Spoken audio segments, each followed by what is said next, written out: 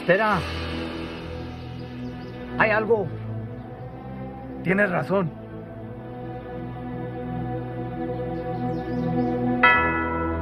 Tráeme el padre.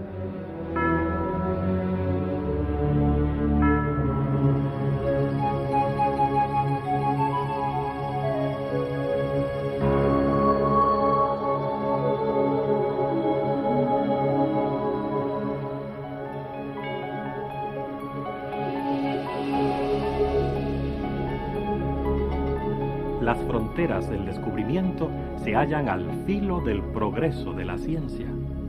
Allí, el proceso de investigación les gana terreno constantemente a los misterios y poco a poco va iluminando lo desconocido. Nuestra búsqueda de conocimiento se ve impulsada por nuestra necesidad de sobrevivir y prosperar aquí, en el planeta Tierra. También está motivada por nuestro deseo de comprendernos a nosotros mismos, así como el lugar que ocupamos, es decir, el propósito de nuestra existencia en nuestro mundo y el universo que nos rodea. El progreso de las investigaciones sobre historia, arqueología, idiomas antiguos y antropología nos han dado acceso a conocimientos que han estado ocultos por muchos siglos. Estos conocimientos nos ayudan a comprender mejor el significado y propósito de nuestras vidas. Es natural que una narración comience por el principio, pero en el caso de nuestra historia es más fácil decirlo que hacerlo. ¿Cómo podemos descubrir los fundamentos de nuestras experiencias? ¿Dónde o cuándo fue nuestro comienzo?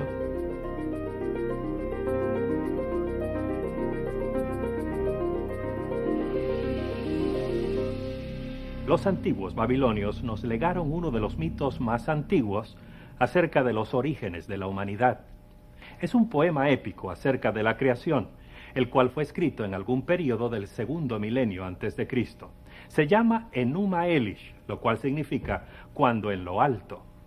Cuando en lo alto el cielo no había sido nombrado, al terreno de abajo no se le había dado nombre, nada sino el Apsu primordial, su engendrador, y Momut Tiamat, la que los concibió a todos, sus aguas se mezclaron como un solo cuerpo. Según los expertos, los antiguos babilonios creían que Apsu representaba el agua dulce y Tiamat el agua salada. Al comienzo de la creación no habían sido separadas todavía. Mezcladas como estaban, poseían en sí mismas las semillas de la vida. Produjeron pues generaciones de dioses que al transcurrir el tiempo crearon al hombre. Los indios navajos y pueblos de Norteamérica comparten un concepto tradicional basado en varias creaciones separadas. Los aztecas del antiguo México tenían creencias similares. El dios Quetzalcóatl inventó la gente formándola de ceniza. Vino un gran diluvio y los seres humanos se convirtieron en peces. El creador probó de nuevo, pero hubo un eclipse completo de sol y en la oscuridad vinieron los jaguares y se comieron a toda la gente.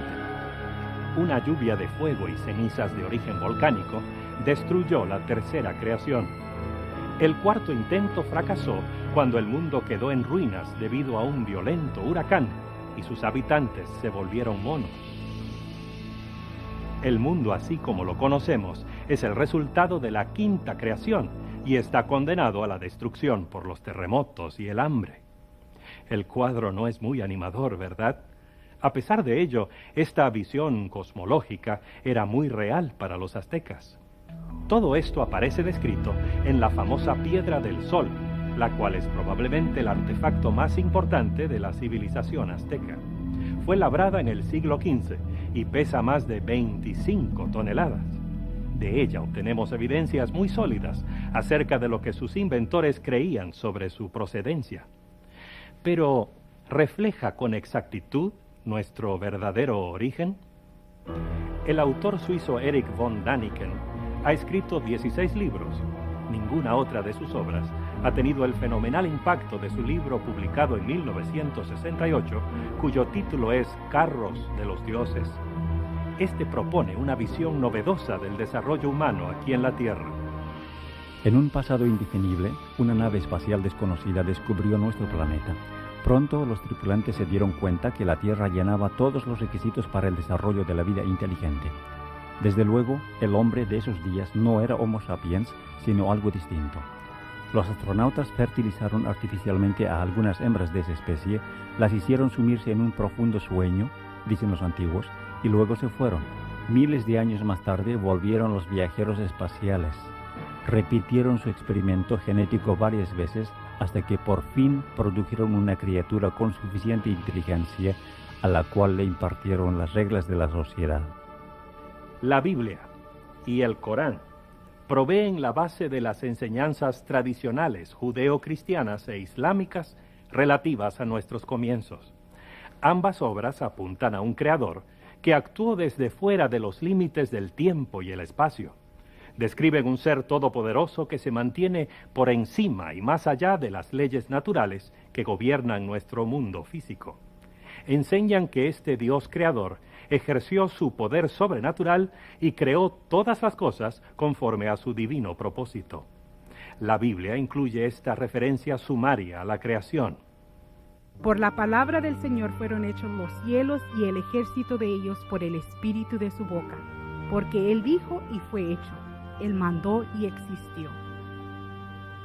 El Corán, libro sagrado del Islam, comparte de este modo la visión bíblica básica de la creación.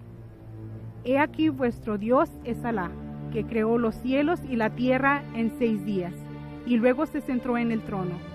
Él cubre la noche con el día, que se apresura a seguirla, y por su mandato ha hecho obedecer al sol, la luna y las estrellas.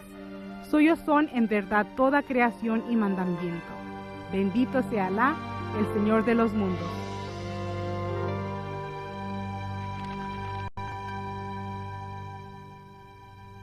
A principios del siglo pasado, algunos científicos comenzaron a proponer nuevas teorías en cuanto al origen de la vida en el planeta, las cuales estaban en conflicto con el creacionismo tradicional.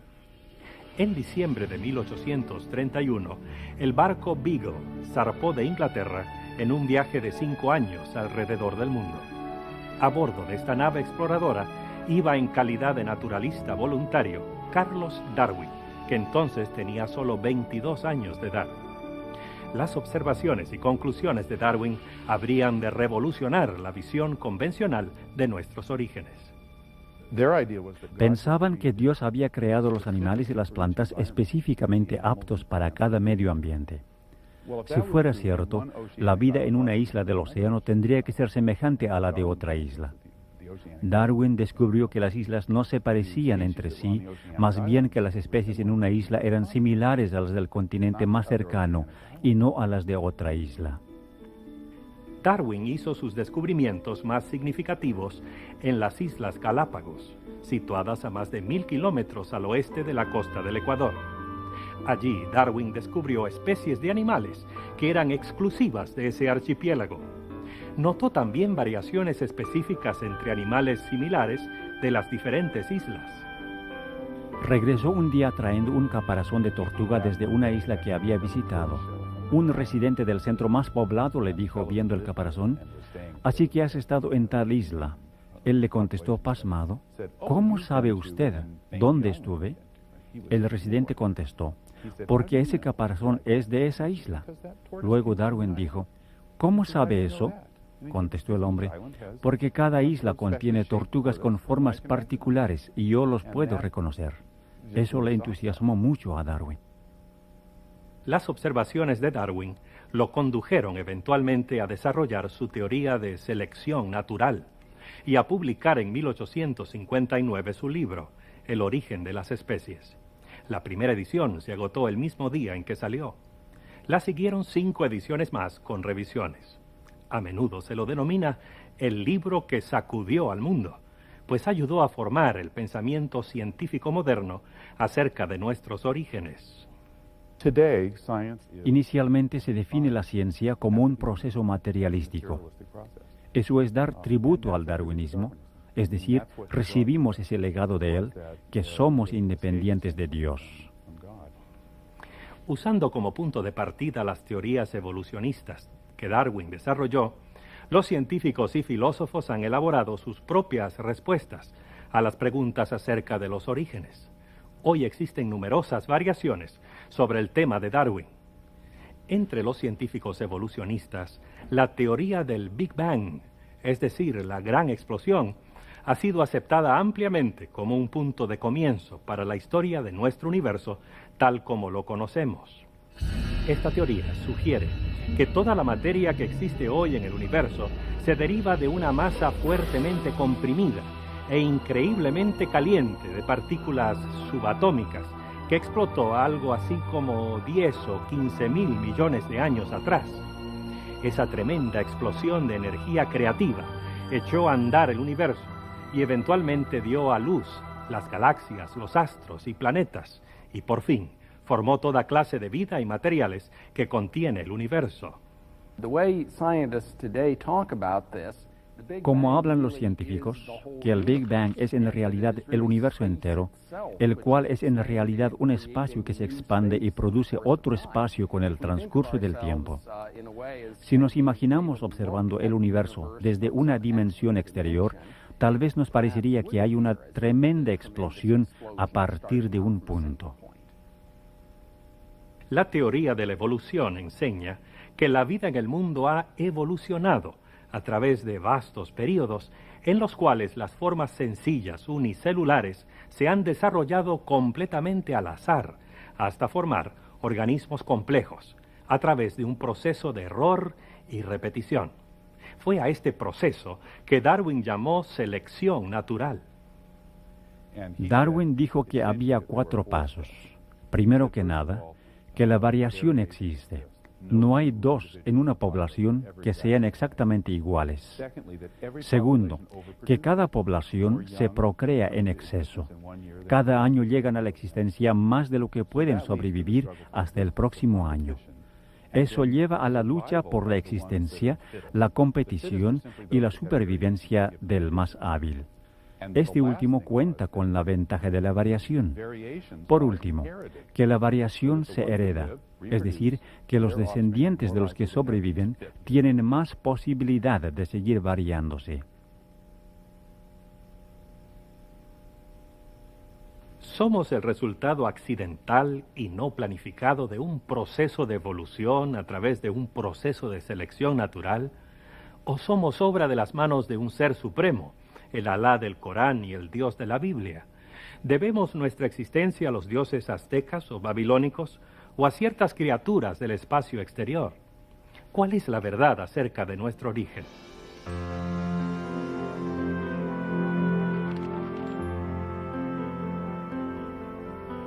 Hoy la teoría de la evolución les es presentada a los niños escolares y promovida por los medios de comunicación como si fuera un hecho comprobado. La verdad, sin embargo, es que la teoría de la evolución no es más que eso, una teoría. Sus fundamentos científicos son en realidad bastante débiles. El biólogo molecular y autor Miguel Denton nos ofrece este vistazo de Carlos Darwin y su teoría. El concepto popular de un Darwin triunfante, cuya confianza en sus opiniones sobre la evolución fue en aumento después de 1859, es una grotesca falsificación.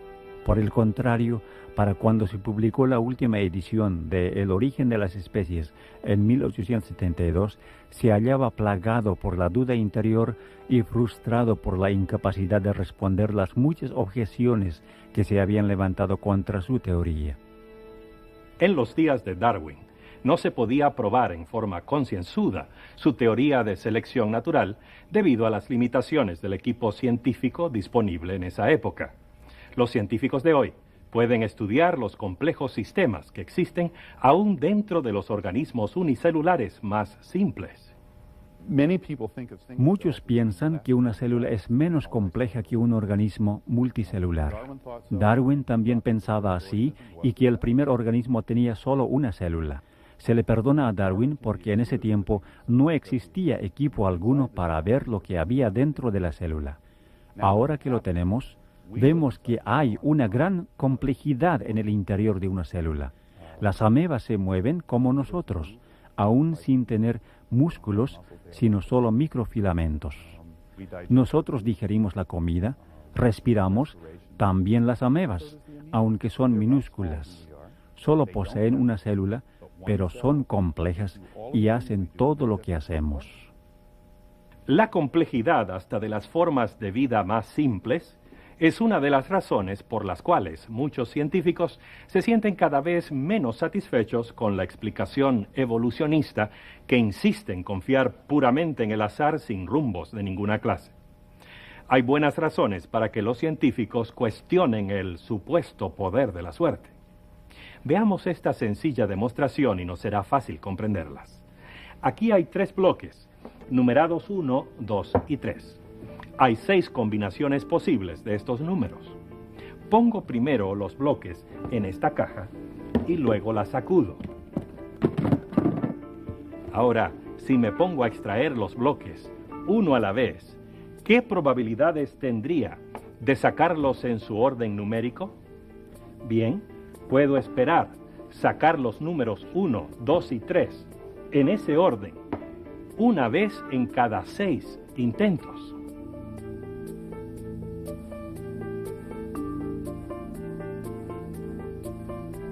Aquí hay 2 bloques más, numerados 4 y 5.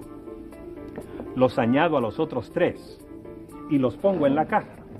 Ahora tengo 120 posibles combinaciones.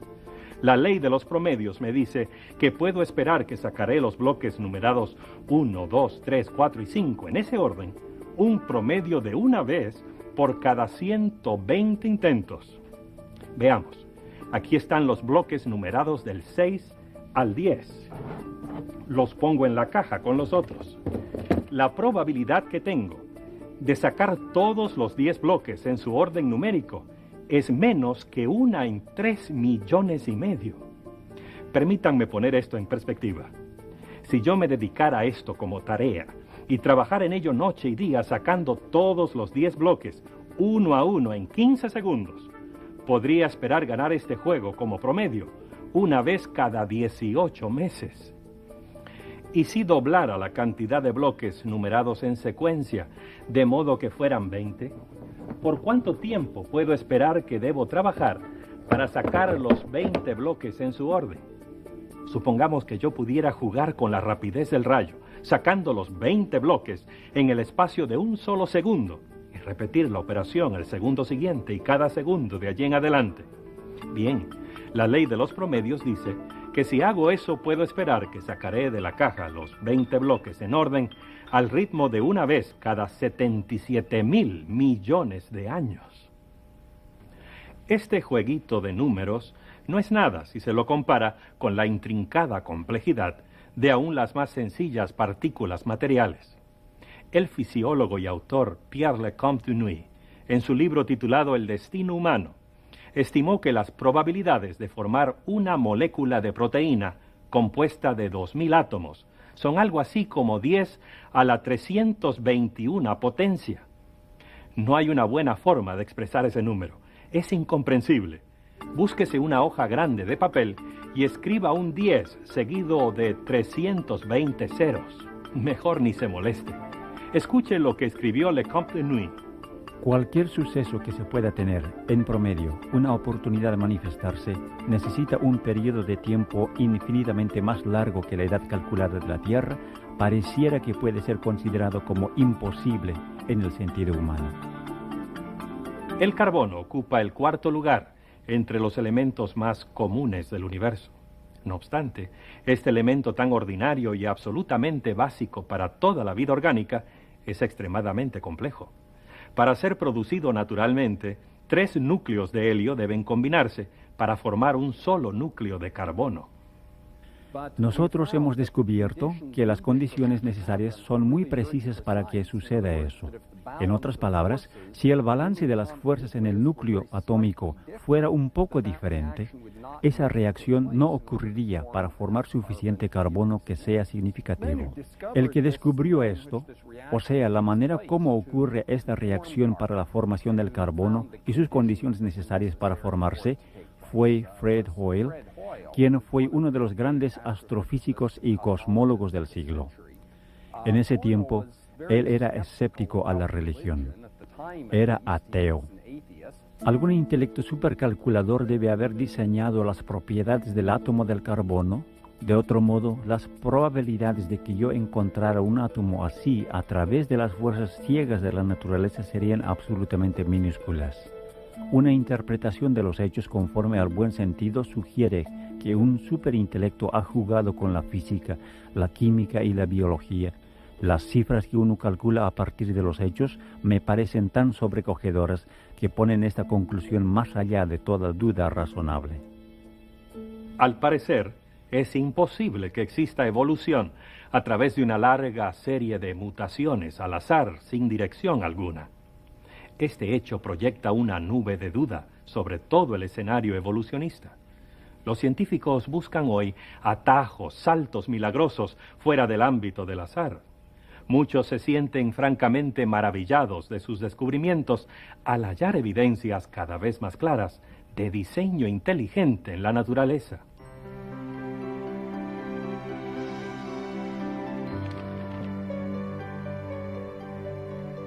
Desde luego, para que exista diseño inteligente, se necesita un diseñador. Y la más clara descripción de un diseñador y de su obra se halla aquí, en la Biblia. El mismo relato de la creación registra una progresión sistemática de actos creativos, la cual culmina en la creación del hombre. El profeta hebreo Jeremías, al escribir acerca del Creador, hace énfasis en este diseño inteligente. El que hizo la tierra con su poder, el que puso en orden el mundo con su saber y extendió los cielos con su sabiduría. La teología bíblica de la creación no intenta proveer una descripción científica de los actos creativos de Dios. En lugar de ello sugiere el significado, el propósito, el blanco de la creación. Por la fe entendemos haber sido constituidos el universo por la palabra de Dios, de modo que lo que se ve fue hecho de lo que no se veía. Pienso que este versículo es muy importante respecto a cómo entendemos la creación. Es decir, ver el universo como una creación es un asunto de fe y no de conocimiento científico. Dicho en otras palabras, podemos conocer el universo detalladamente gracias a la investigación científica, pero lo aceptamos como creación divina debido a nuestra confianza personal en Dios. Quizás muchos de nosotros nos hemos apresurado demasiado a descartar este antiguo libro por considerarlo una colección de fábulas inútiles, leyendas y tradiciones. Pero su valor alcanza mucho más allá del dominio de la ciencia. Trata de conceptos que no pueden ser analizados en un laboratorio. Enfoca muchas preguntas que la ciencia no puede responder. Es decir, la ciencia puede explicar cómo se conduce el universo y cómo ocurren las cosas en él mismo, pero no puede explicar por qué existen las cosas en vez de no existir. No tiene una respuesta real para la pregunta fundamental sobre la existencia. ¿Será posible que las páginas de la Biblia, tan descuidadas, nos ofrezcan información exacta acerca de nuestros orígenes? Si es así, no estamos aquí por accidente. Debemos vernos como participantes en el diseño del Creador. Nuestra existencia debe obedecer a un plan, un propósito real. Entonces dijo Dios: hagamos al hombre a nuestra imagen, conforme a nuestra semejanza, y señoreé en los peces del mar, en las aves de los cielos, en las bestias, en toda la tierra, y en todo animal que se arrastra sobre la tierra. El relato de la creación muestra a un Dios que tiene grandes ambiciones, elevadas esperanzas para la raza humana. Hemos sido creados a imagen de nuestro Hacedor. En su inocencia original, los seres humanos tenían comunión directa con Dios, una relación íntima, personal, cara a cara con su Creador.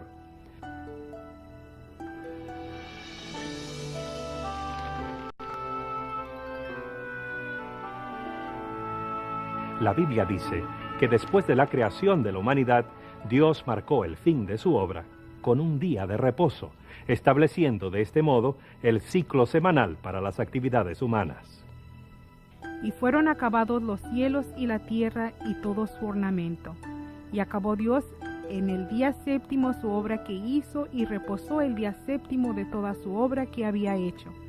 Y bendijo Dios el día séptimo y santificólo, porque en él reposó de toda su obra que había criado y hecho. Dios creó el mundo entero en 6 días y descansó en el sábado.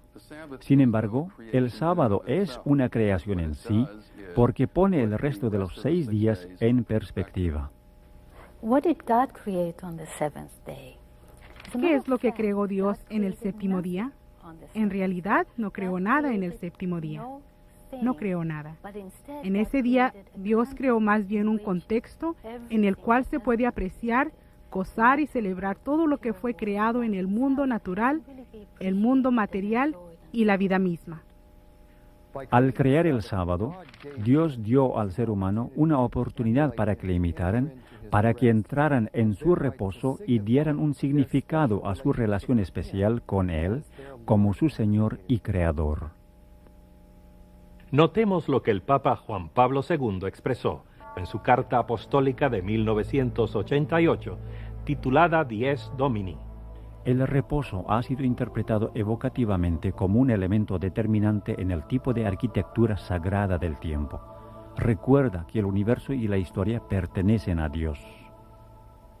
La referencia papal a la arquitectura sagrada del tiempo reconoce la validez del acerto bíblico según el cual el ciclo semanal de 7 días fue planeado para nosotros por nuestro Creador.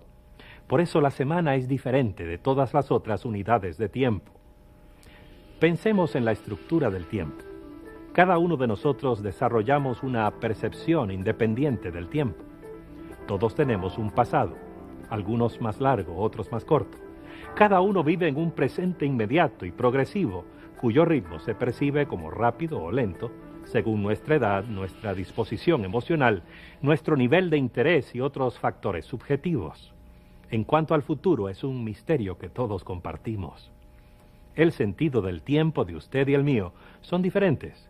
Si hemos de coordinar nuestras actividades, necesitamos establecer puntos externos de referencia. La mayor parte de los elementos que necesitamos para medir el tiempo se originan en la creación. El relato define un día como un período de oscuridad y luz, la tarde y la mañana. Lo causa la rotación de la Tierra sobre su eje. Las unidades de tiempo más precisas, las horas, los minutos y segundos, son simplemente fracciones del día. Eso es fácil.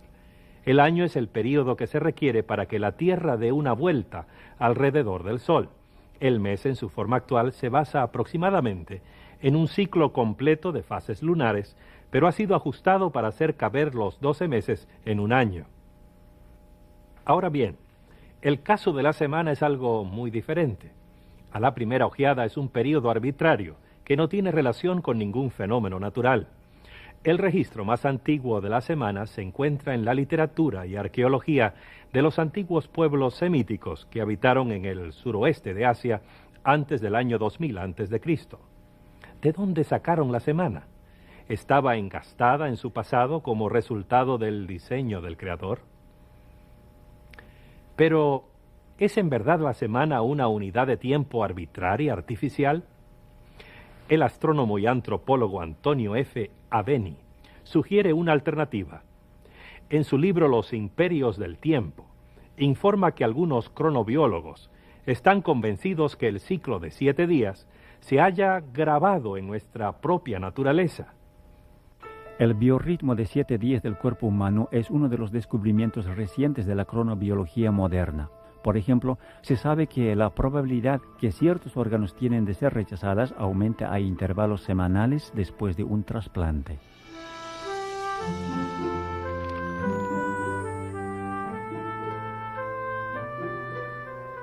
La amplia aceptación de la semana de 7 días a través de miles de años de historia provee evidencia adicional en apoyo del origen divino del ciclo semanal. Pero si la semana del Génesis ha sobrevivido por millares de años desde la semana original de la creación, ¿por qué el reconocimiento del Creador no ha sido preservado en forma igualmente exitosa? El libro de Génesis describe un cuadro trágico. El ser humano se había convertido completamente malo. De hecho, dice Génesis 6:5 que los pensamientos de los hombres era de continuo el mal. Entonces, así como lo confirman las historias de varias culturas en el mundo, la tierra fue destruida por el diluvio. Según Génesis, solo Noé y su familia, 8 personas en total y algunos animales, fueron preservados. A pesar del diluvio, las generaciones después de Noé pronto se olvidaron de Dios.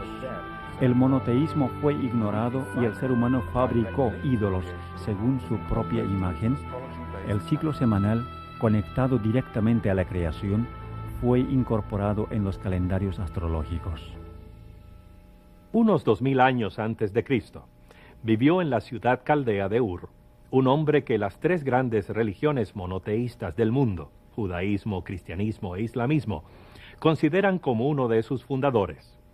En el relato bíblico, Abraham, más tarde llamado Abraham, es un personaje clave en el plan que Dios desarrolló para ganarse nuevamente el afecto de la familia humana y revivir el conocimiento del Creador.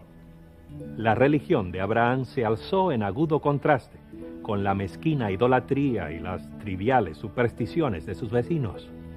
Abraham adoraba al Creador, el Dios trascendente e invisible, cuyo poder y sabiduría se demostraban por la misma existencia del mundo.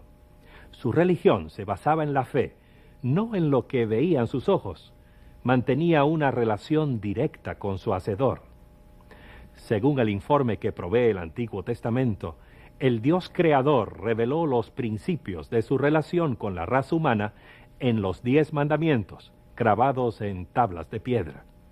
Esos mandamientos les fueron confiados a los descendientes de Abraham, los israelitas, como una bendición que debían compartir con todas las naciones del mundo.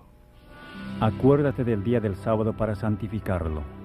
6 días trabajarás y harás toda tu obra, mas el 7º es sábado para Jehová tu Dios. No hagas en él obra alguna, tú, ni tu hijo, ni tu hija, ni tu siervo, ni tu criada, ni tu bestia, ni tu extranjero que está dentro de tus puertas. Porque en 6 días hizo Jehová los cielos y la tierra, el mar y todas las cosas que en ellos hay, y reposó en el 7º día. Por tanto, Jehová bendijo el día del sábado y lo santificó. Este es definidamente el más largo de los 10 mandamientos. Es único en el sentido que incluye las credenciales divinas, declarando la identidad del legislador y estableciendo que, como creador, tiene autoridad para requerir la adoración de sus criaturas. El mandamiento de observar el sábado muestra la íntima relación entre Dios y la creación. Muestra que Dios no solo crea, no solo obra a traerla a la existencia todo lo que tiene que existir, el mundo físico, el mundo natural, con todas sus formas de vida, sino que también sostiene una relación íntima con su creación al detenerse y contemplar todo lo que había sido creado, al celebrarla y apreciarla. El sábado revela la compasión de Dios por sus criaturas. En Éxodo 23:12 está expresada una ley que dice: 6 días trabajarás y al 7º día reposarás para que descanse tu buey y tu asno, y tome refrigerio el hijo de tu sierva y el extranjero. Así que el sábado es un don de Dios para sus criaturas. No solo el ser humano debe descansar de las labores que hace durante la semana, sino que también el buey y el asno. En el 5º libro de la Biblia, Deuteronomio, encontramos la repetición de los 10 mandamientos. Esta vez se enriquece el significado del sábado, vinculándolo a la liberación de la nación israelita de su esclavitud en Egipto. Guardarás el día de reposo para santificarlo, como Jehová tu Dios te ha mandado. Acuérdate que fuiste siervo en tierra de Egipto y que Jehová tu Dios te sacó de ella con mano fuerte y brazo extendido, por lo cual Jehová tu Dios te ha mandado que guardes el día de reposo. Nosotros participamos de la redención de Dios, tal como la nación de Israel participó de la redención divina. Dios nos libró de algo, así como le libertó a los antiguos israelitas de la opresión de Faraón en Egipto.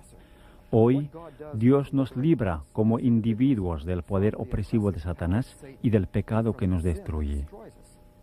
Individuals today are in great Hoy tenemos la gran necesidad de hallar un santuario en el tiempo, lo cual es el sábado.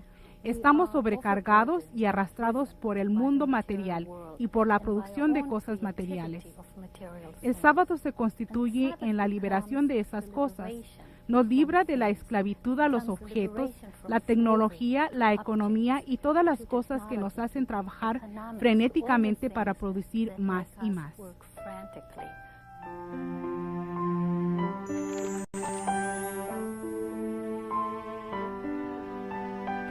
Si el sábado tiene un significado tan amplio, y si es parte de los 10 mandamientos, ¿por qué no se lo observa hoy con mayor fidelidad?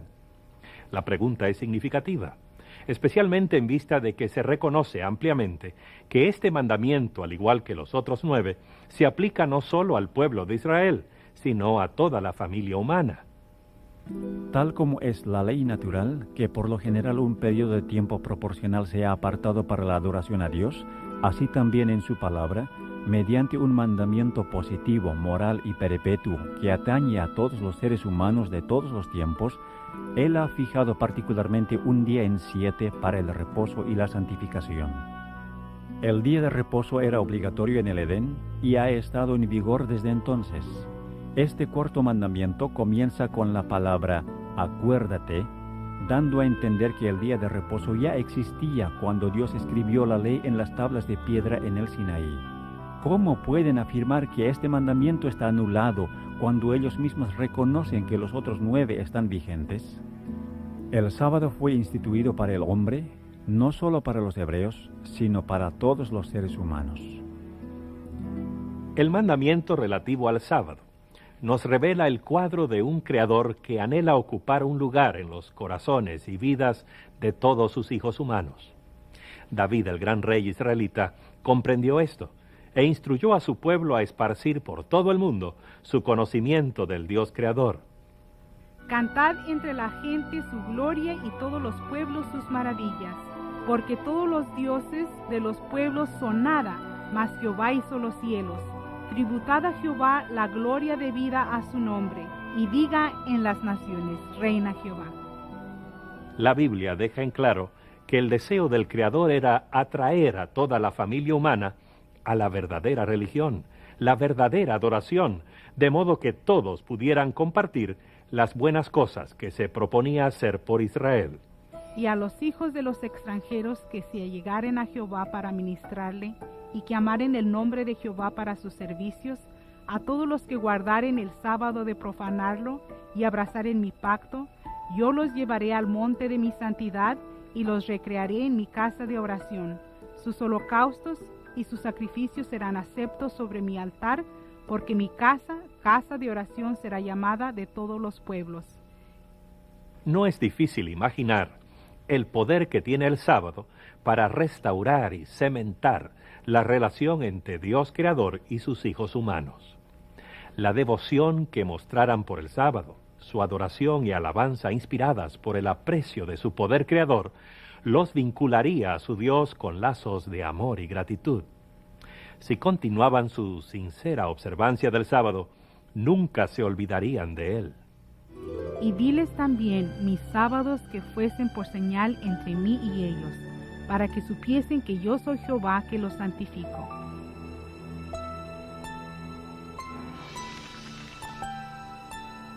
Para los que honraban el sábado de Dios, el día adquirió un profundo significado personal.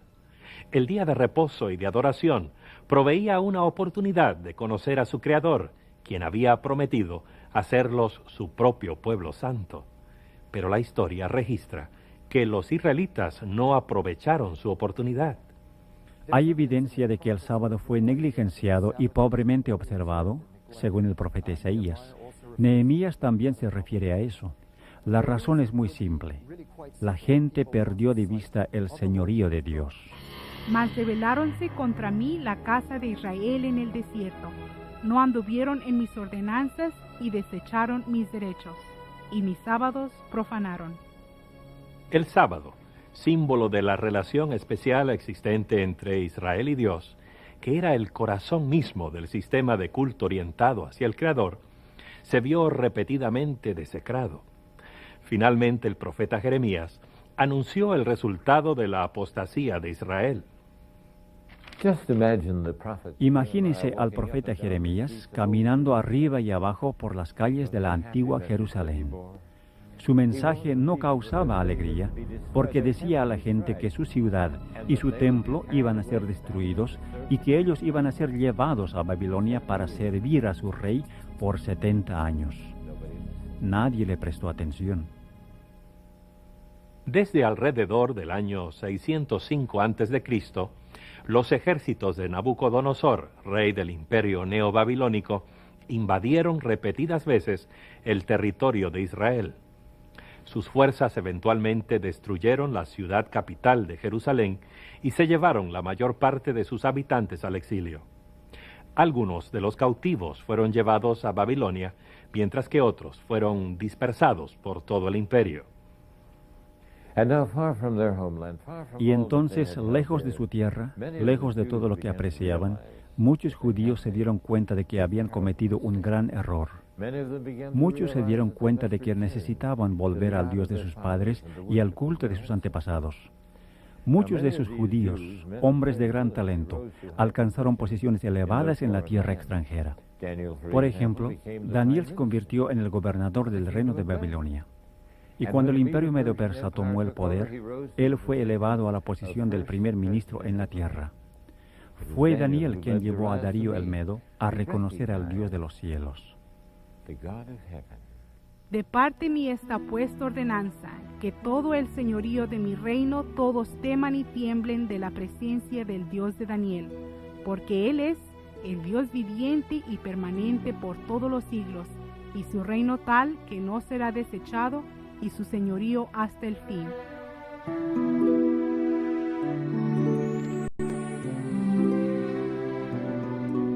Hay evidencias que sugieren que la religión de la nación en exilio llegó a ser tan bien conocida que influyó en los movimientos filosóficos y religiosos del siglo siguiente.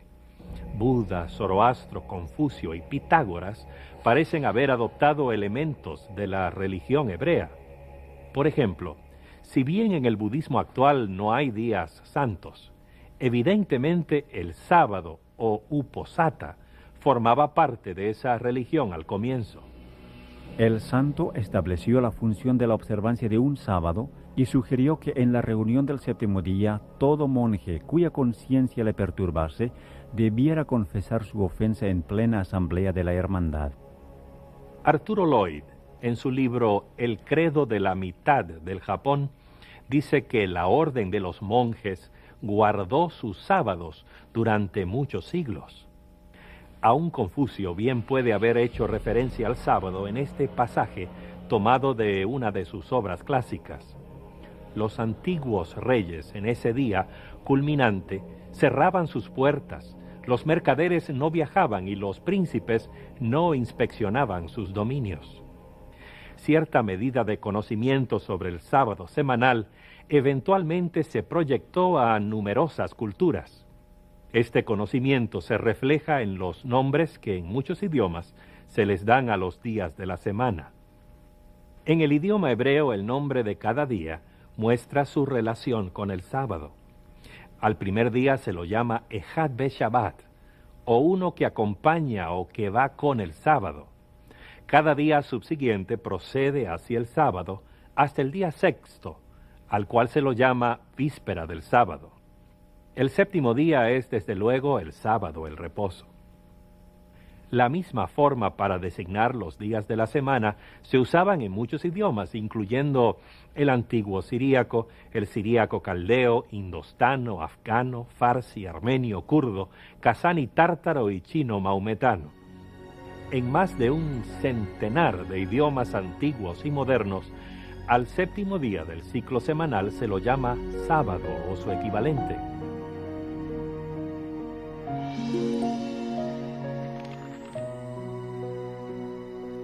Parece pues que en su exilio, por lo menos, algunos de los judíos tuvieron éxito allí donde su nación había fracasado en tiempos de paz y prosperidad. Lograron esparcir el conocimiento de Dios y su ley entre otras naciones, Pero ¿qué sucedería cuando esos cautivos volvieran a su tierra natal? ¿Mantendrían la adoración al Dios verdadero o se volverían a las prácticas de las generaciones anteriores? La respuesta la hallamos en la historia de Nehemías.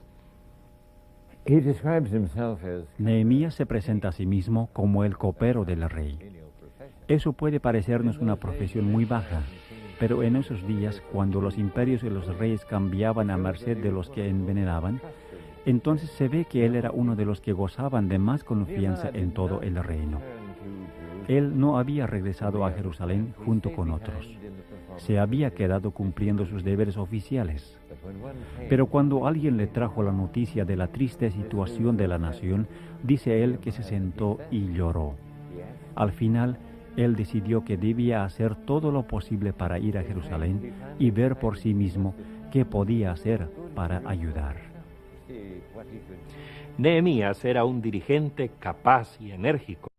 Dirigió con buen éxito la reconstrucción de la ciudad de Jerusalén, pero no se detuvo allí.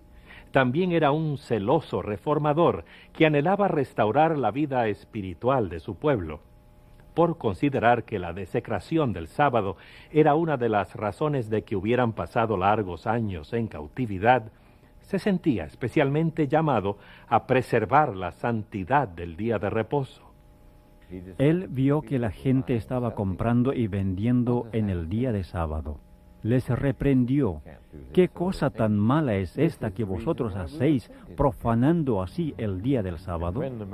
Cuando los negociantes seguían viniendo, él ordenó que se mantuvieran cerradas las puertas de la ciudad durante el sábado. Cuando ellos insistían en venir y quedarse fuera de las puertas, él les amenazó con echarles mano. Un sacerdote llamado Esdras se unió a Nehemías en su obra. Esdras ejercía profunda influencia en la vida espiritual de los judíos de su tiempo. Esdras le enseñó al pueblo las leyes de Dios y dirigió un reavivamiento y reforma espiritual basado en las escrituras inspiradas. La gente se unió para pronunciar un solemne juramento de obedecer los mandamientos que Dios les había dado por medio de Moisés.